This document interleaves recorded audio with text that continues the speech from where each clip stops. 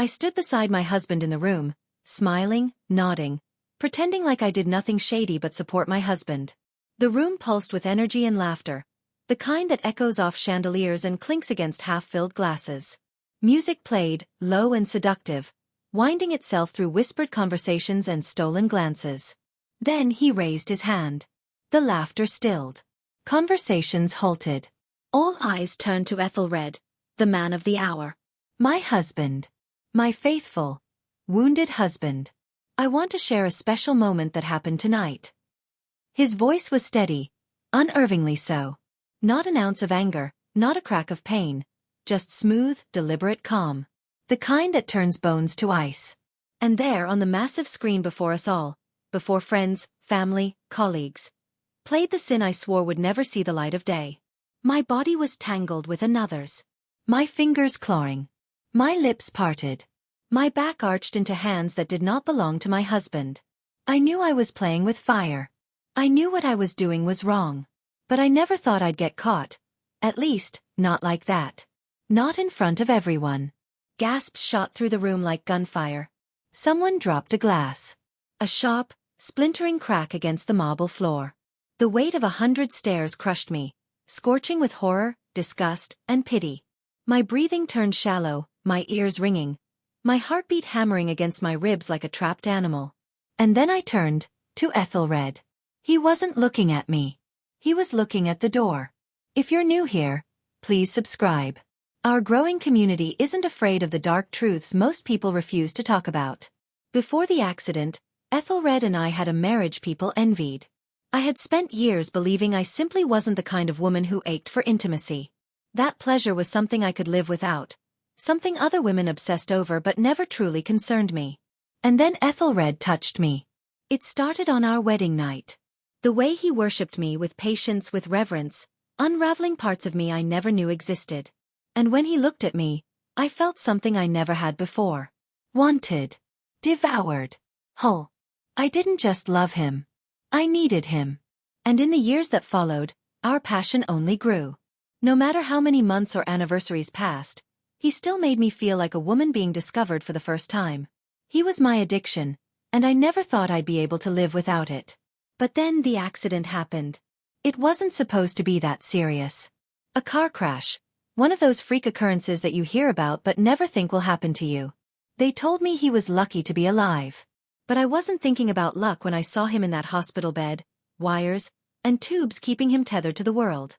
I was thinking about his hands. His strength. The way he used to pull me against him in the dark, whispering things that made my breath hitch and my skin burn. The man I knew, the man I needed, was slipping away. The recovery was long and agonizing. 3 years confined to a wheelchair, 3 years of endless hospital visits, physical therapy, medications, and tests. And through it all I stayed. I was the devoted wife, the supportive partner. But something in me was starving. Ethelred was still there, but he wasn't him. He wasn't the man who made me feel like a woman. He was a patient. A husband who loved me, yes, but one who could no longer give me what I craved. And God help me, I missed it. I missed the way he used to pull my hair back when he kissed me. I missed the weight of him above me, the way he made me beg, the way he made me feel. And no matter how much I tried to push it away, no matter how many nights I laid beside him pretending that love alone was enough, I was starving. They don't tell you how quiet a marriage can become when intimacy is stripped away. At first I drowned in denial. I told myself it didn't matter. That love was more than physicality. That we would adapt. We would find a way. But there was no way. Ethelred's body had become a stranger's. The hands that once gripped me with purpose now trembled when holding a spoon. The chest I had pressed against for comfort was hollow, distant, and burdened with unspoken shame. He couldn't feel me. Not my touch, not my warmth. Nothing below his waist responded. Not to me, not to anything. The doctors tried. God knows they did. Pills, injections, therapy. But some wounds don't heal. Some things are lost forever. And I lost something too. I lost my husband in ways people couldn't see. He was still there, breathing, speaking, existing. But the man who used to make me tremble with a single look was gone. And in his place was a man who flinched when I touched him. Who avoided my gaze when I undressed.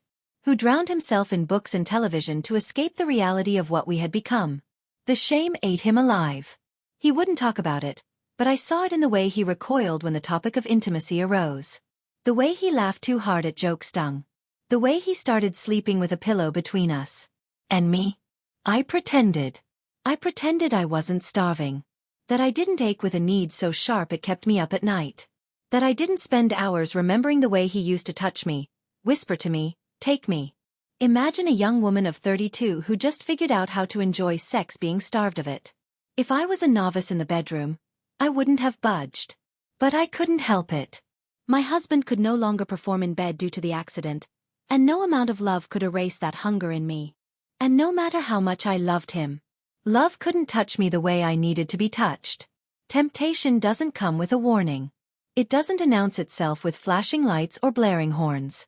It slips in quietly, unnoticed at first, a lingering glance, a hand that stays a second too long, a voice that fills the silence where a husband once had been. Godwin had always been around. He was Ethelred's closest friend, his most trusted confidant.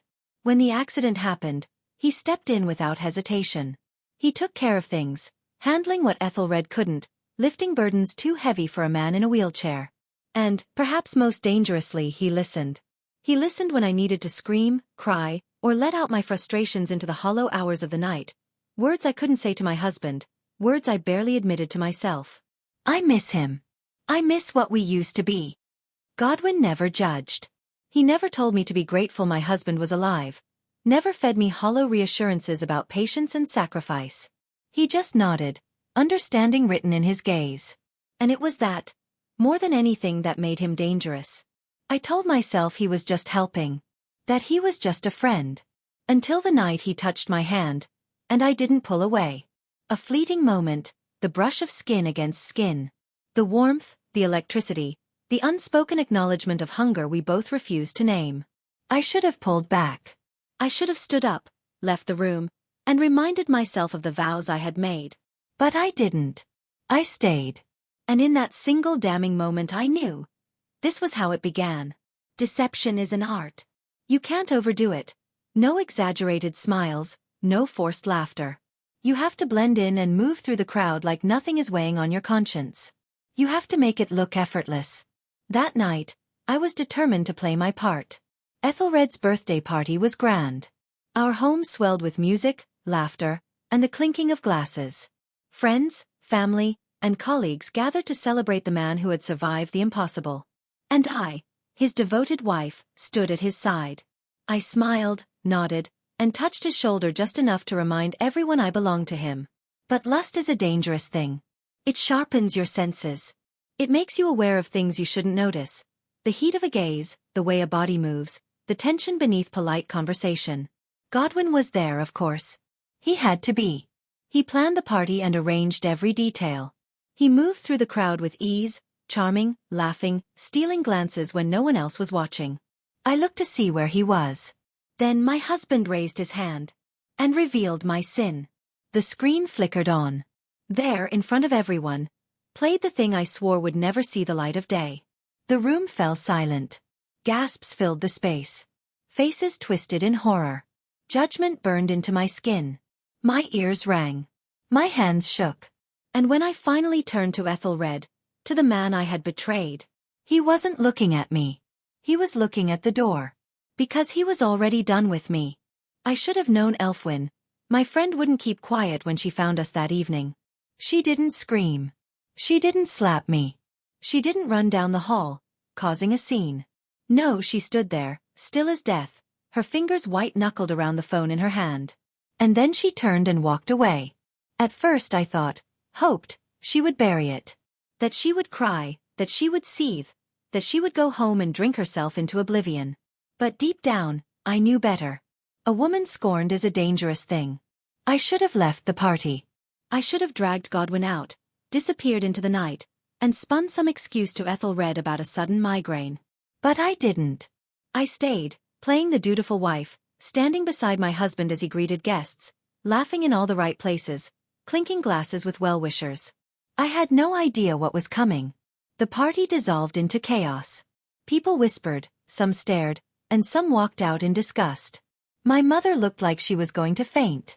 His business partners, men who once praised our marriage, turned away, shaking their heads. And Ethelred? He simply left.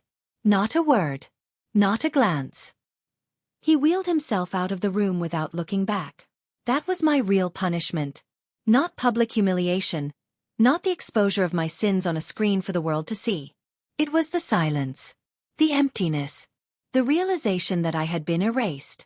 I tried to follow him, tried to call his name, but he was already gone. And then, before I could even gather my thoughts, I heard someone else's name being shouted. Godwin. Two men dragged him toward the door, his shirt rumpled, his lips split from where someone, maybe Ethelred's brother, maybe one of his friends, had punched him. He fought and twisted, but it didn't matter. The moment they reached the front door, he was hurled outside like trash. I stepped forward instinctively, maybe to stop them, maybe to say something, but then I saw Elfwin. She didn't look at me. She didn't even acknowledge me. She walked right past me, through the front doors, and disappeared into the night, leaving Godwin there, crumpled on the pavement, staring after her like a lost child. She was done with him. Just like Ethelred was done with me. I told myself I would give him time.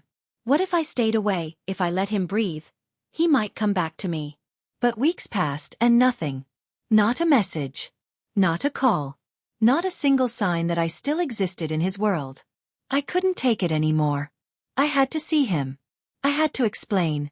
I had to beg. His new place wasn't far. Just a short drive across town. A sleek, modern apartment.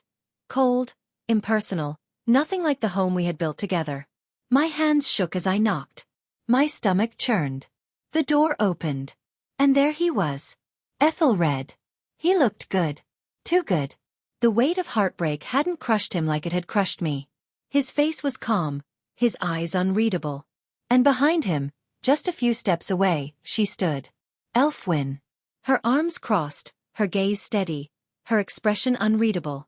The realization hit me like a truck. I staggered back, the words dying in my throat. Ethelred didn't move. Didn't blink. He just tilted his head slightly, as if he were studying me. And then finally he spoke. You should go. That was it. No anger.